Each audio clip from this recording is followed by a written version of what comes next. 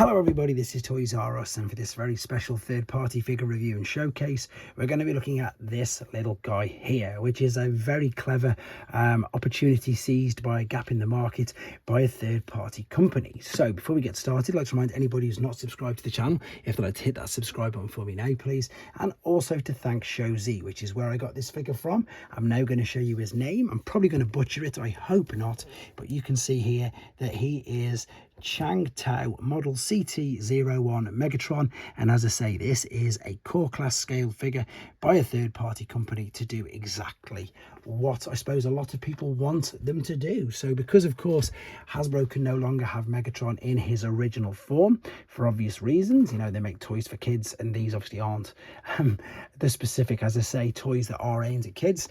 Other companies can take advantage of this. So this is the packaging. If we spin it round, you can now tell it is something to do with this particular product. He comes packaged in this sort of plastic clamshell in robot mode. He's got a little laser beak which you can attach to the forearm, and he's also got his energon mace as well. The instructions, to be fair, are pretty good considering the third party. It's quite easy to understand, but I'm sure you've already noticed and probably seen the transformation tutorial I've already put up, and I'm going to show you how to do the skybound Optimus Prime as well. So let's just shift these out of the way for now.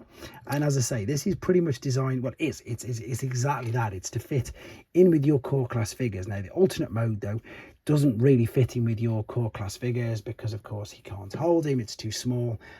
Even the bigger figures, it's just too big. So it's not to be confused with the very small Dr. Wu figures. Dr. Wu've done a version of Megatron called Menace King, and it's also not to be confused with your blockies, which is about the same size, but of course blockies don't transform. This guy is really clever, in honesty. He's nice, he's not very expensive, you'll see why in a second, but it's exactly what people want. You can't argue with this. This is G1 Megatron's alternate mode, albeit with a couple of gaps. So let's get him back into the mode that I suppose everybody wants to see as well, which is the robot mode, just to see how he scales with the other figures, because it's very cleverly done. And again guys, this is not licensed by Hasbro or Takara, so I'm going to call him Megatron, and obviously the company can't call him Megatron because yeah, they don't have the license to. No other company has the license to transforming figures apart from Takara and Hasbro, and especially not ones that turn into Megatron's G1 original alternate form. So I'm going a bit fast with this. As I say, if you want to see it in more detail with more steps, then please do check out that separate video. You can take this off and you can reattach it at any point. I just kept it on pretty much for that, just to get it done quicker. So there is the robot mode, which again, it's impressive. It looks like G1 Megatron. He's got huge gaps in the back of the legs, but I give all companies, toy companies, you know, get out of jail. You can't see it, so you don't know it's there. So for me, it's absolutely fine. I'm not going to say anything more than that. The articulation is good. You can spin the head around.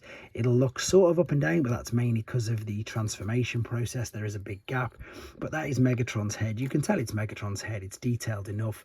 There's ball and sockets at the shoulders, so they'll go all the way around. You can swivel at the bicep because again, it's ball and socket. There is a full waist rotation as well, which is pretty cool considering it's a small. You can take the cannon off, which I've just showed you. By the looks of it, can you store it at the back if you wanted to? I'm sure you're not supposed to, and I'm sure probably nobody's ever thought of that, but you can do that. But that also means that you can pop this on that arm as well. But for me, I'm always a Megatron cannon on this particular arm, so he's going to go back on there. Ball and socket hips, so you can kick out, go all the way around, spin around, etc. Knee bend. Feet are fused, so no articulation there whatsoever. Other cool little thing is, I mentioned there's a laser beak. There's laser beak. His wings do the wings move? No, it's not the wings that move. It's just this little bit under here, which has got that little dowel. This little dowel can fit into this on either end of the forearm, and there you go. He can talk to laser beak, so you can reenact some of them scenes from the Generation 1 cartoon. That's just a brilliant little gimmick, and I hope that Hasbro has a look at this and perhaps implements this into some of the other figures, like especially like if they ever do another core class Soundwave. Yes, we've got Ravage in there, and we don't necessarily always need him to transform, but that's just a brilliant little idea that I think has worked very well. We've also got the energon mace that just fits in like so, and everybody knows what we can do then with that. We can bring in Optimus, like so. And this is where you can see, you know, core class, perfect height for the core class. This is the original Megatron. That definitely, you know, you can feel the quality difference instantly straight away because of how heavy it is, but that's because of also he's got a load of tank kibble on his back, whereas this Megatron doesn't. So that's probably one of the most important things that people are going to want to see, the fact that yes, the height wise everything is spot on. He fits in perfectly with him. Actually, what's interesting, I know he's just fell over, is, and he's fell over again, I wonder if it's the same as, yeah, it is. So yeah, Laserbeak can go on Optimus. You could probably go in Soundwave's hand, actually. Let me have a look at this. Again, I'm just ad-libbing. I like to do that on all these videos. All the videos I do are totally off the cuff, not pre-recorded, all in one take. Wow, there you go. It's worth buying it just to be able to put Laserbeak in Soundwave's hand. That's just made my day. That really has just made my day, the fact that I can do that. That is perfect.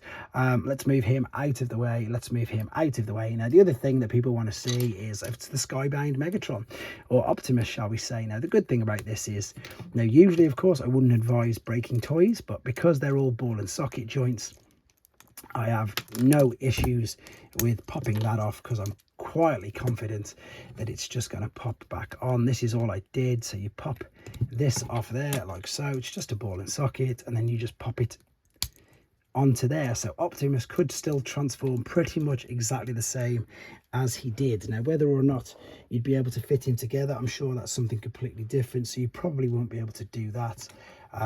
But I wonder if you could, yeah, you could. Let's just pop this guy on here.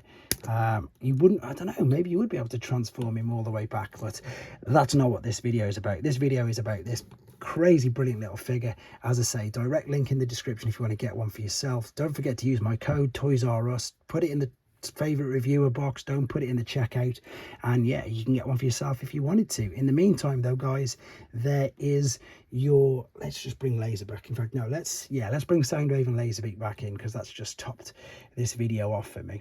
There is your core class third party Megatron figure. Let me know what you think in the comments. Take care.